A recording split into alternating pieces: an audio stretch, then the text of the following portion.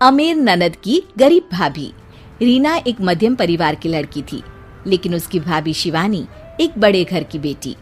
शिवानी की शादी अभिषेक से लव मैरिज थी। अरे भाभी, ये कितना अच्छा सूट पहना है आपने। काश ऐसा मैं भी पहन पाती।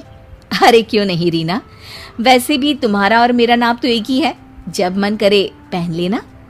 भाभी, आपको आपके पापा ने कितने अच्छे कपड़े गहने दिए हैं। मैं उनकी इकलौती बेटी जो हूँ।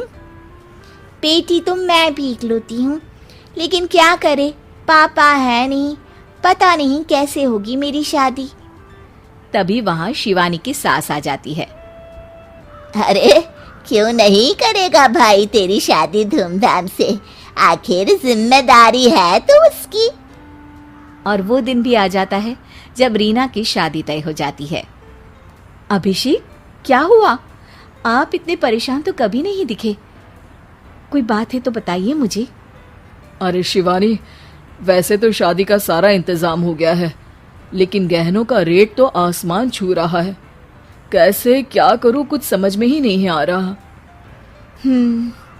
थोड़ी देर में शिवानी अपने पूरे गहने अभिषेक के सामने रख देती है। ये लीजिए, गहनों का इंतजाम भी हो गया। अरे नहीं नहीं शिवानी, मैं ये गहने किसी हालत में भी नहीं ले सकता। ये तुम्हारे पिता ने तुम्हें दिया था, और तुम हो कि। तभी वहां सास आ जाती है। अरे तो क्या हुआ, इसकी तो हो गई ना शादी, अब किसे दिखाने हैं इसने गहने। सास गहनों का डिब्बा शिवानी के हाथ से लेकर वहां से चली जाती है। रीना की शादी धूमधाम से होती है और अब वो बड़े घर की बहू बन जाती है। वहीं रीना की शादी के बाद शिवानी और अभिषेक उसकी शादी के कर्जों से डूब जाते हैं। मैं सोच रही हूँ नौकरी करनी शुरू कर दूँ, वैसे भी पढ़ी लिखी हूँ, आपकी थोड़ी मदद भी हो जाएगी। वैसे शिवानी, कुछ दिन कर लो तो अच्छा ही होगा, क्योंकि ज़रूरत भी है। अब शिवानी भी नौकरी करने लगती है और घर खर्चे में अभिषेक का हाथ बटाती है। एक दिन शिवानी, रीना का फोन आया था, कह रही थी कि आने वाले त्योहार में उसके ससुराल जाना है। ठीक है माँ। अरे ठीक तो है, लेकिन एक काम कर लेना, उसके सास ससुर से लेकर पूरे खानदान के कपड़े मिठाइयाँ सब ले आना, और हो सके तो रीना के लिए छोटे से कान में पहनने के बूंदे भी। और क्या है ना, शादी में उसे सारी बड़ी बड़ी कान की ज्वेलरी दी थी, घर में पहनने के लिए तो उसके पास कुछ भी नहीं है। शिवानी सोच में पड़ जाती है कि वो क्या करे, क्योंकि कर्जों और घर के खर्चों के बाद तो पैसे बचते ही नहीं थे। शिवानी फिर अपने पिता को फोन करती है और उनसे पैसे मांगती है। देखो शिवानी, मैंने तुम्हें शादी के वक्त ही मना किया था कि ऐसे घर में शादी करनी ही नहीं चाहिए। अरे अभिषेक को शर्म आनी चाहिए जो ससुराल से पैसे मंगवा रहा है। शिवानी को पिता की बात पर गुस्सा आ जाता है।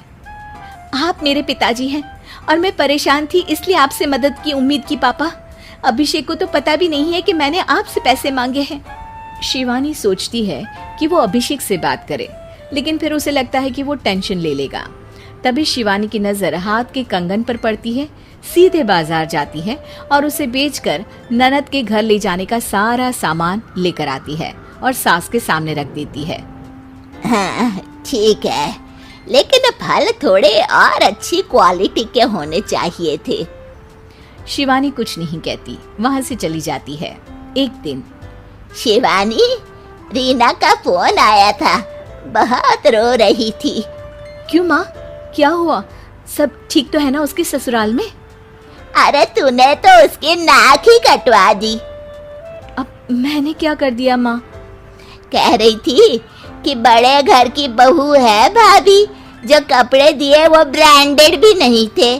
तू तो जानती है ना उन लोगों का पहनावा कितना अच्छा है। तू तो मेरी बेटी का भला कभी सोचती नहीं। हाय भगवान, अरे बड़े घर की बहू है, इसी बात की जलन है ना तुझे?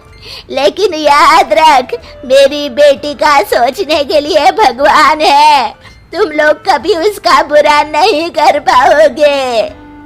अब शिवानी के मन में सवाल था कि क्या ईश्वर सिर्फ रीना के साथ है, उसके साथ नहीं।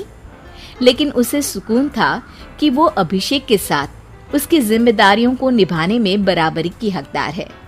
शिवानी वहां से चली जाती है। वो सास से कुछ नहीं कहती, क्योंकि अमीर घर की बहू बनकर रीना को भले ही सुकून ना हो, लेकिन गरीब घर की बहू बनकर शिवानी खुश है, क्योंकि खुशी पैसों से नहीं परिस्थितियों पर निर्भर करती है।